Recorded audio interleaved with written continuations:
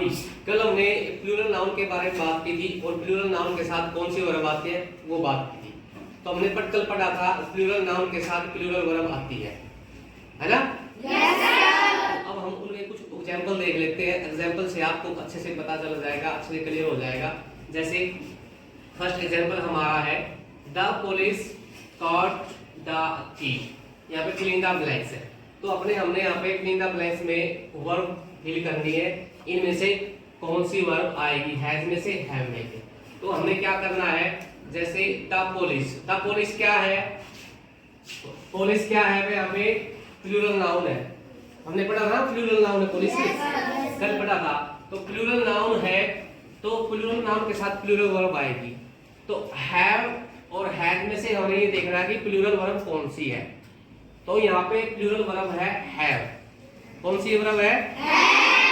तो have plural verb है, तो यहाँ पे हम हैव लिख देंगे। क्या लिख देंगे?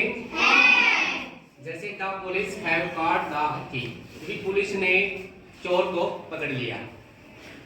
अब दूसरा एग्जांपल है the cattle filling the blanks grazing in the field. तो कैटल्स है, जो कैटल्स हमने कल पढ़ा था कि प्लूरल नाउन है।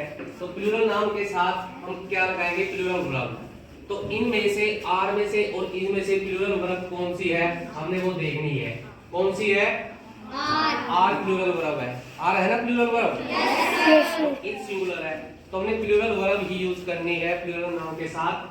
तो यहाँ पे क्या आ जाएगा? आर आ जाएगा।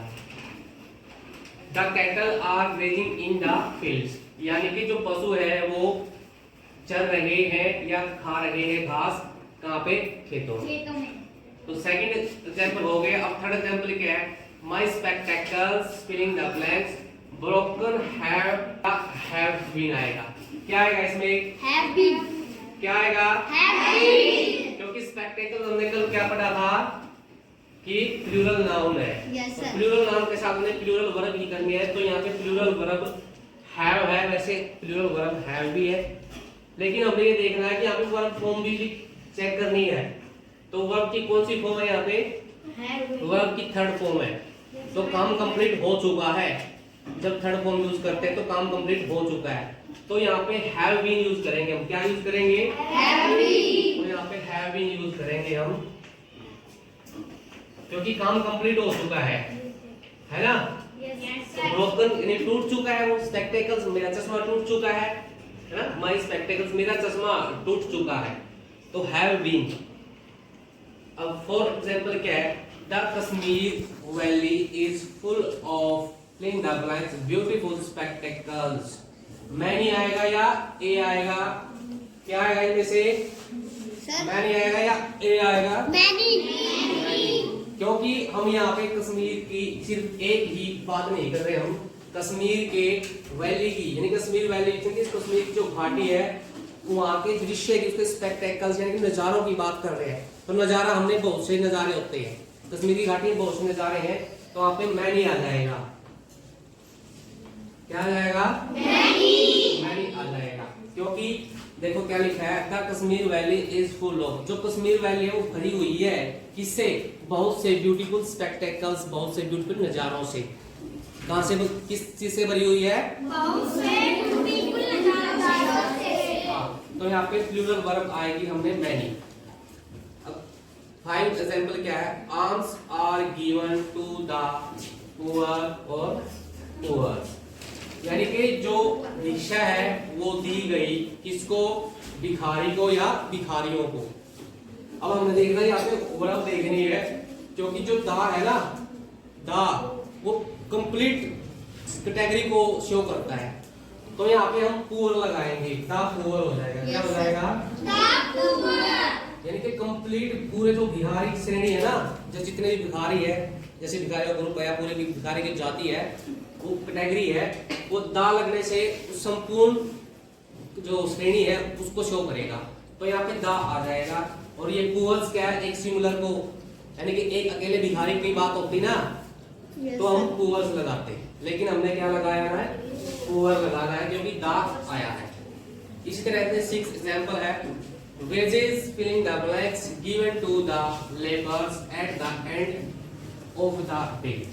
यानी कि यहाँ पे हमने देखना है जो वेजेस यानी कि जो डेली वेतन है, जो उनकी वेजेस है, मजदूरी है, वो दी गई है किसको, लेबर को, कब, दिन के अंत में यानी दिन समाप्त होते टाइम। तो यहाँ पे वेजेस आर आएगा, क्या आएगा यहाँ पे, तो वेजेस आर क्यों आएगा यहाँ पे, क्योंकि वेजेस क्या है, प्लूरल है, क्या है, प्लूरल है। तो यहाँ पे हमने इस क्या है, सिंगुलर है, और ये आर क्या है, प्लूरल है। तो यहाँ पे आर आएगा, क्या आएगा, आर आ जाएगा। इसी तरह से example number 7, the scissors fill the blanks in the drafts. यानी कि जो सीजर हमने कल क्या पढ़ी थी, प्लूरल, सीजर्स क्या है, प्लूरल है ना। तो हमने कल पढ़ी थी कैंची रखी गई है किसमें, दराज में।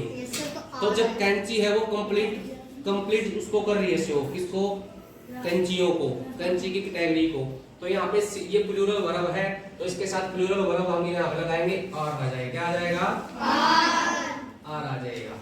यानी कि जो कैंची है वो रखी गई है दराज के अंदर। इसी तरह से एग्जाम्पल नंबर 8 है, the pair of scissor filling the blanks the draft. यानी कि जो पेयर, अब देखिए यहाँ पे पेयर आ गया, यहाँ पे हमने वर्ब लिखी है इज और आर। तो यहाँ पे जो पेयर आ गया, पेयर की बात हुई है, यानी कि pair of, the pair of scissor यानी कि कैंचियों का ग्रुप। तो क्या आ जाएगा, कैंचियों ग्रुप के बारे में क्या बात होगी, सिंगुलर की बात होगी यहाँ पे।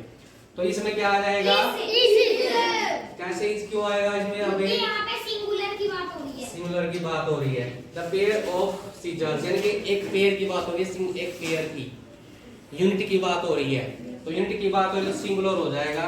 तो यहाँ पे क्या आ जाएगा, इज आएगा। द पेयर ऑफ सीजर्स यानी कि एक पेयर है, एक जोड़ा है किसका, कैंची का, वो रखा गया है ड्राफ्ट के अंदर। तो मेरे ख्याल से आप सभी को अच्छे से ये प्लूरल वर्ब समझ में आ गई होगी। प्लूरल वर्ब हमने फिलिंग करते समय ये भी देखना है कि सब्जेक्ट कौन सा है, लास्ट में वर्ब कौन सी है, सिंगुलर है, प्लूरल है। सब्जेक्ट को देखना है, नाउन को देखना है, काफी सारी चीजें, जैसे वर्ब को देखना है कि सिंगुलर वर्ब आएगी या प्लूरल, यहाँ पे कौन सी वर्ब यूज हो रही है, उसके अकॉर्डिंग ही हमने यहाँ पे उसको प्लूरल वर्ब को या सिंगुलर वर्ब को ही हमने यहाँ पे फिल करना है। लेकिन हमने कल पढ़ा था कि प्लूरल वर्ब के साथ प्लूरल वर्ब आएगी, इसलिए हमने प्लूरल वर्ब के ही एग्जाम्पल यहाँ पे लिखे हैं और उनके अंदर एक्सरसाइज को हमने फिल किया है। तो क्या ये सभी को अच्छे से समझ में आ गई? सभी ने अपनी कॉपी में नोट कर ली?